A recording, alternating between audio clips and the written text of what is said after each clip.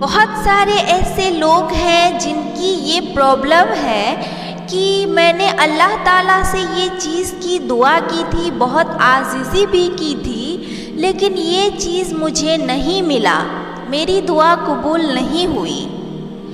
ہو سکتا ہے کسی چیز کے نہ ملنے میں ہی تمہاری بہتری ہو سکتا ہے کہ اللہ نے تمہیں کسی اور کے لیے ہی رکھا ہو،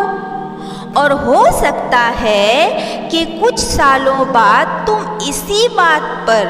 اللہ کا شکر ادا کرتے نہ تھکو کہ اے اللہ تیرا لاکھ لاکھ شکر ہے کہ میری اس دعا کو تم نے نہیں سنا۔ اسی لیے ہر چیز میں اللہ تعالیٰ کا شکر ادا کرو، کیونکہ جو ہوتا ہے اسی میں تمہاری بہتری لکھی ہوتی ہے۔